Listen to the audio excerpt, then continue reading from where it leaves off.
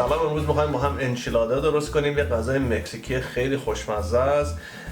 هم میتونید با گوشت هم با مرغ درستش کنید یا حتی هم با سبزیجات. این از این غذاهای معمول توی رستوران‌ها نیست، خیلی غذای محلیه. دستورش هم من از یه نفر مکزیکی یاد گرفتم. خیلی غذای خوشمزه‌ایه، بهتون پیشنهاد میکنم که حتما امتحانش کنید. خب برای درست کردن انچیلادا یا گوشتش میتونید هم از گوشت مرغ استفاده کنید، هم از گوشت گوساله یا گوسفند. هر تیکه گوشت هم که بخواید میتونید استفاده کنید. یکم گوجه فرنگی لازم داریم، رب گوجه، بازم فلفل چیپوتله، من کنسرویش استفاده میکنم، سیر لازم داریم و پیاز و نمک و فلفل. اگه دوست داشته باشین میتونید به جای نمک و فلفل از عصاره گوشت هم استفاده کنید. یکم پنیر رنده شده و ساور کریم هم دارم که برای تزیین آخرش استفاده میشه. پنیرم که استفاده میکنم مخلوطی از پنیر موتزارلا و پنیر چداره. چدار هم چدار سفیده هم چدار نارنجی.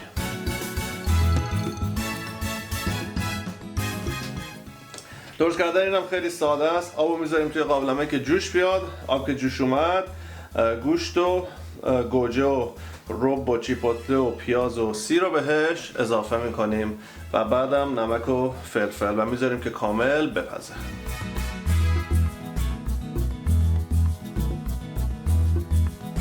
خب مواد اولیه برای درست کردن سس انچیلادا یا سس رانچرو، گوجه فرنگی لازم داریم، پیاز، سیر، اگه در دسترستون بود عصاره مرغ، اگر هم نداشتین میتونید به جاش نمک فلفل بزنید. رب گوجه فرنگی میخوایم و فلفل چیپوتله. اینا هم میتونید تازه‌شو استفاده کنین، هم مثل من از اینایی که توی کنسرو هست. درست کردنش هم خیلی ساده است. همه این موادی که میبینیم باید بریزیم توی قابلمه، یکم بهش آب اضافه کنیم و بذاریم که قشنگ بپزه.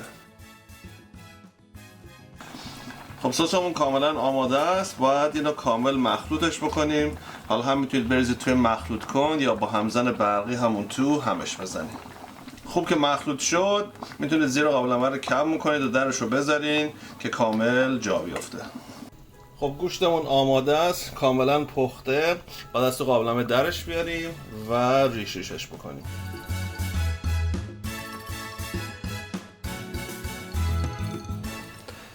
خب گوشتمونه که ریش کردیم، یکم از این سس انچیلادا رو میریزیم توی مایتابه و بعد گوشت رو بهش اضافه میکنیم.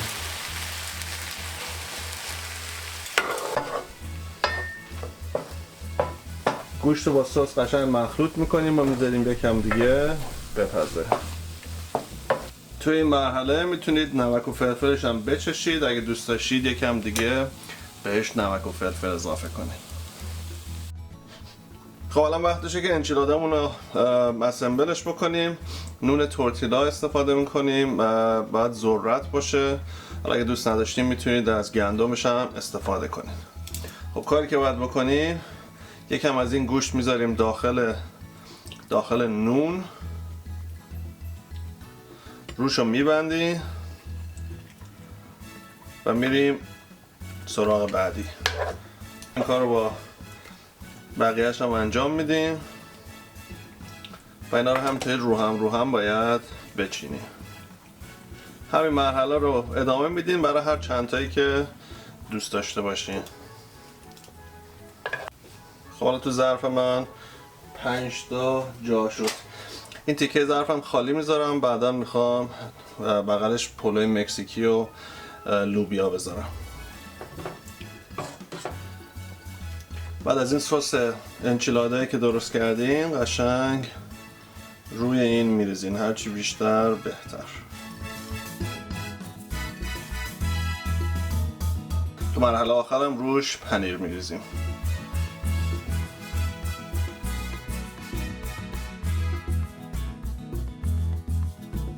خب این همینطوری باید بره توی فر که پنیر روش قشنگ آب بشه. اگه میتونید فرتون رو یه جوری تنظیم کنید که از بالا حرارت بزنه.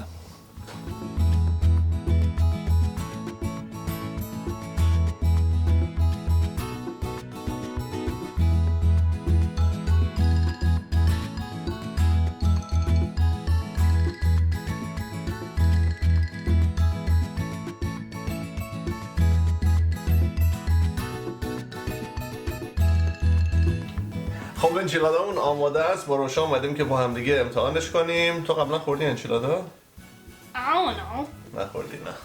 خب بغلش هم یه برنج مکزیکی گذاشتم و لوبیای مکزیکی و گواکاموله. دستور هر ستاش هم توی لینک دیسکریپشن این پایین میتونید ببینید و اگه دوست داشته باشین درستش کنین.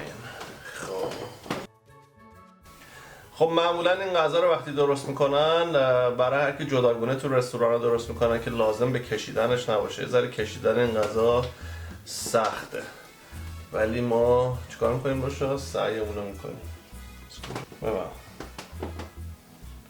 منم بردارم دیگه. من شروع کنم. شروع کن بابا. شروع. دارم گوشتگی خشم کنم. واقعا گواک نمیخوای بابا؟ گواک؟ بابا عالی.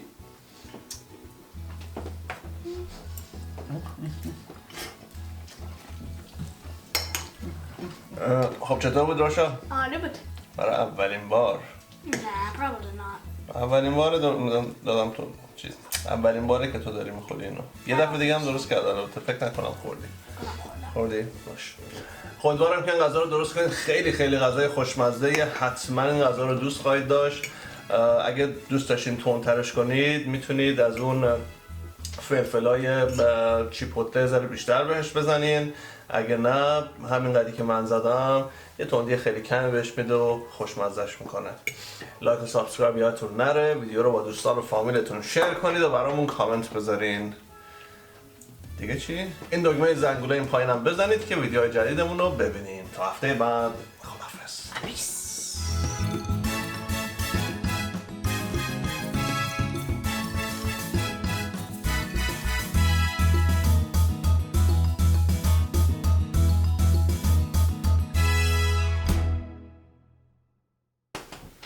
سلام. امروز میخوایم با هم دیگه غذای مکزیکی خیلی خوشمزه کنیم. خیلی خوش. از اول بگو. سلام. امروز میخوایم با هم سلام. امروز میدونی آدمو کجا میبره وقتی اینو میخوری؟ مکزیک دیگه. خب امیدوارم که این غذا رو درست کنید. خیلی غذای خوشمزه، یه عطر و طعم خیلی خوبی داره. از خوردنش حتما لذت میبرین. لایک و سابسکرایب یادتون نره. ویدیو رو با چون تو من نگاه میکنید ترسید. نمی‌بایی عالی بود. خب بگو.